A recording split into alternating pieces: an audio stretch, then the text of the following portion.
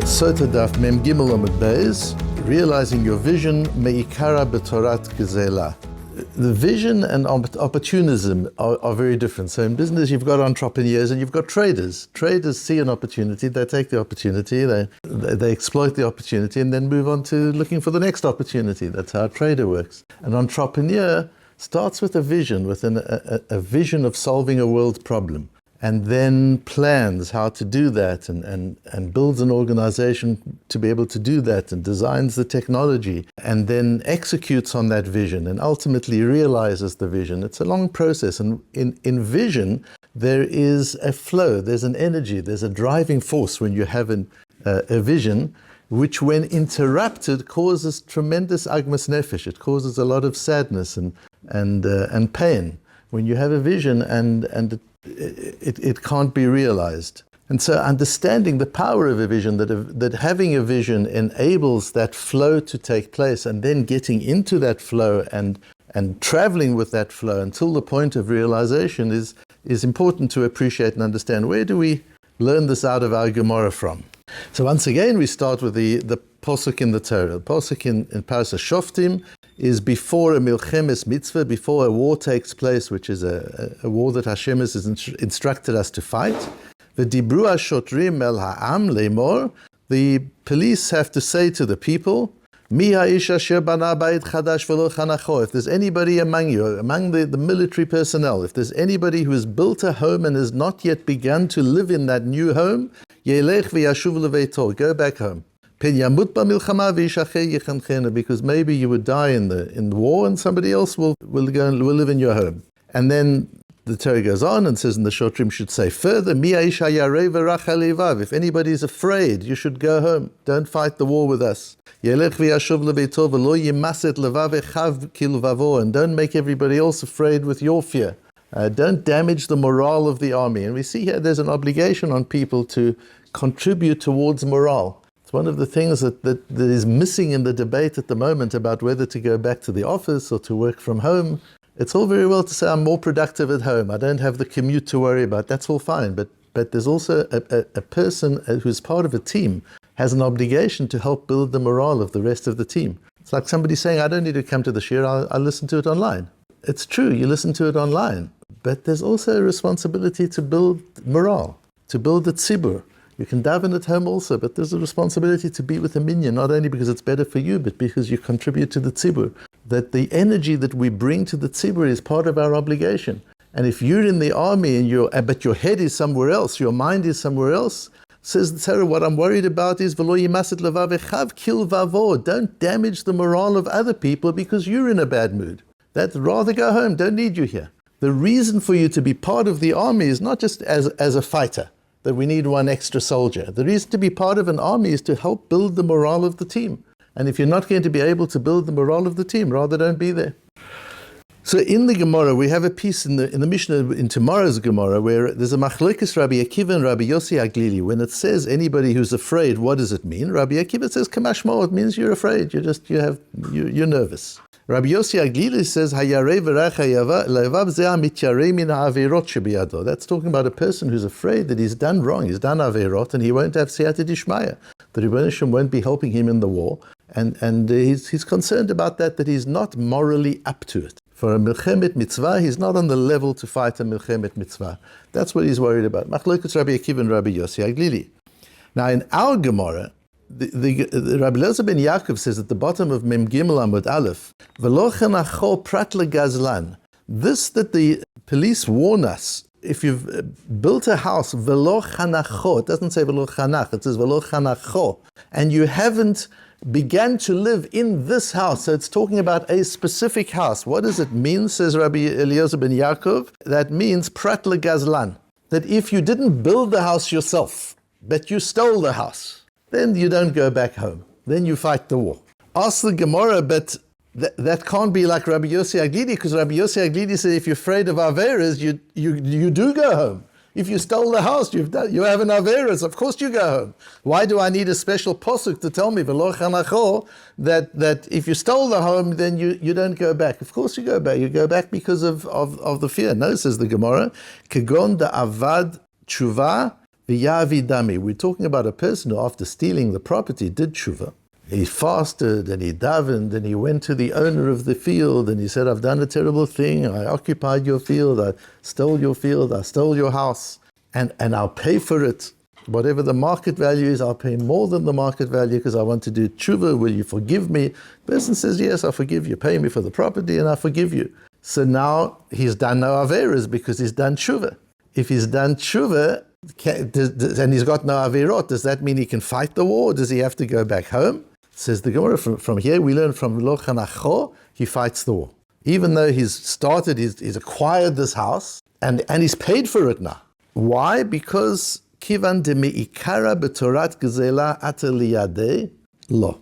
Because it came to him by way of theft. It's true, at the end of it, it's all sorted out. He did tshuva, he got forgiveness from the original owner, he paid the market price and more for the house. Everything's good and kosher.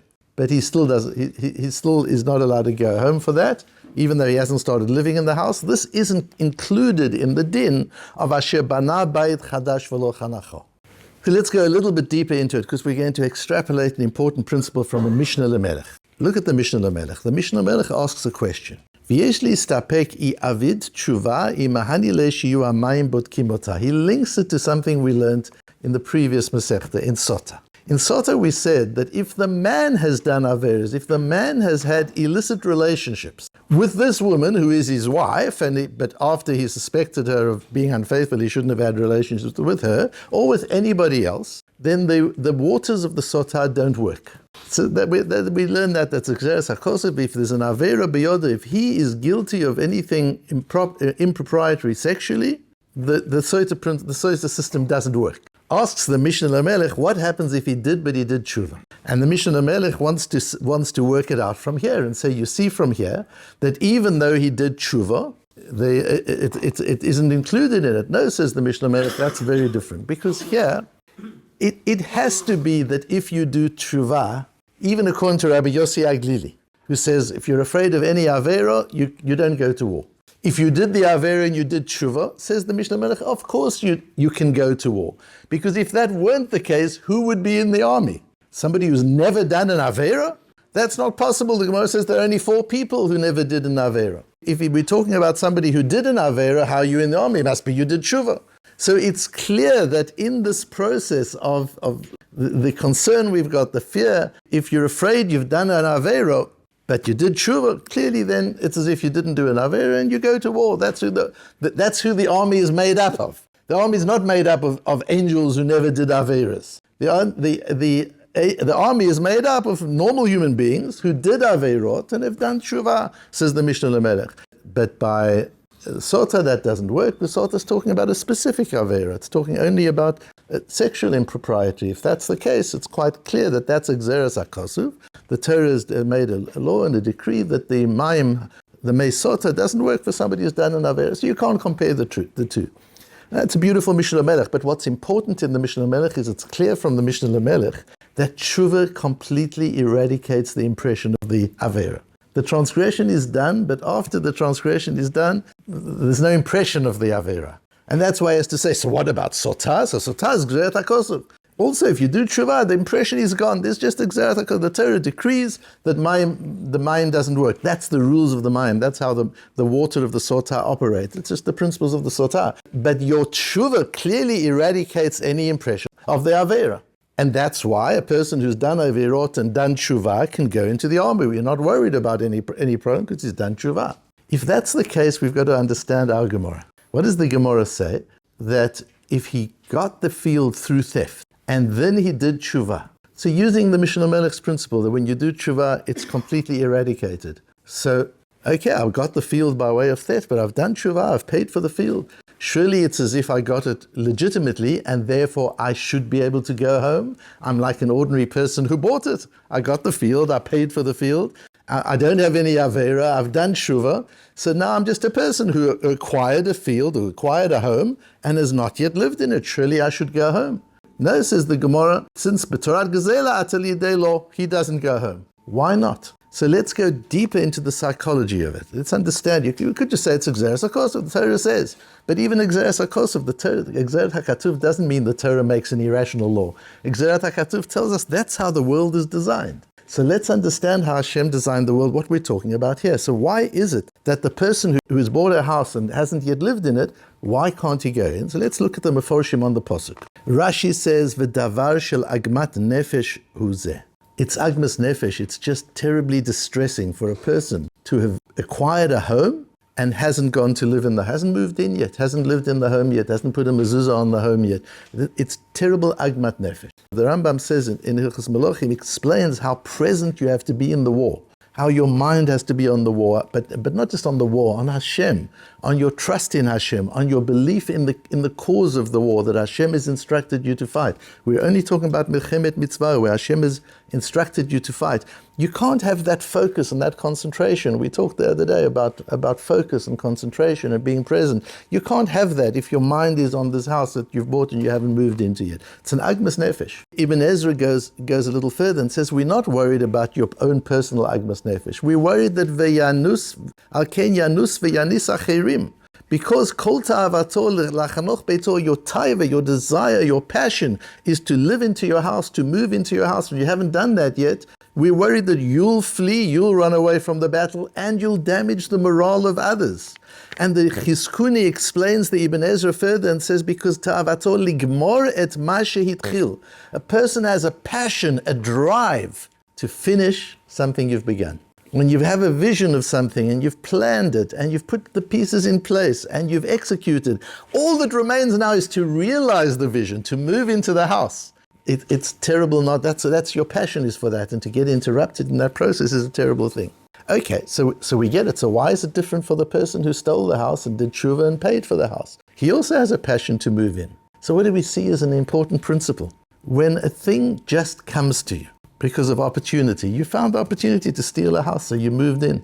That's very different from when you decide, I want a house, but I've got no money for a house. So let me look around and find properties that are within my budget. And then I find a property, and then I start working, and I start saving money.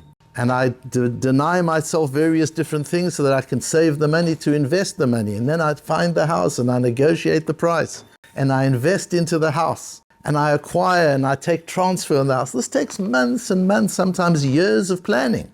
Now you deprive me of the opportunity to move in. That's a terrible thing. Because that's the nature of a vision. A vision is translated into planning. And planning is translated into execution. And only after the execution comes the realization. After all that effort has been invested into the idea.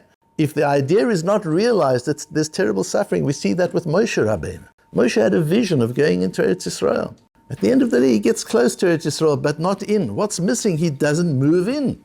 He's got the vision. He's acquired the home for Bnei Yisrael, but he hasn't moved in.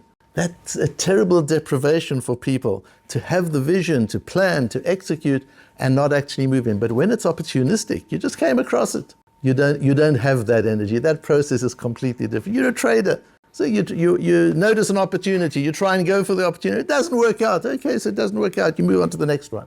You're not emotionally invested. That's the advantage of being a trader. You're not emotionally invested. The advantage of being an entrepreneur is you are emotionally invested. And that power of emotional investment drives you through the planning and execution into the ultimate realization. And so it is even with children. You can just give them things and then it's like an opportunity. They get it. It's like Gazela in a way. They just get it because they feel entitled. Or you can take them through a process. We're going to go on a vacation. It's going to be in a year's time. We've got to start planning for it. We've got to start saving for it. Where do we want to go? How you build up that energy of taking a vision, envisioning it, planning for it, executing and realizing it. That's one of the beauties of life, is to be able to do that, something that you don't otherwise. So we see here this difference between somebody who came across the house through opportunity, even though later he paid for it, but it wasn't a vision. It wasn't something he created in his mind. It's an opportunity that came. There's not agmas nefesh. We're not worried that his mind is going to be on occupying the house. It was an opportunity. Opportunity hasn't come yet. Fine, you'll find another opportunity. But somebody who's put a lot of effort into the envisioning, the planning, and the execution, you can't tell them it doesn't matter, you'll find something else. You want to have the opportunity to take your vision and to realize it.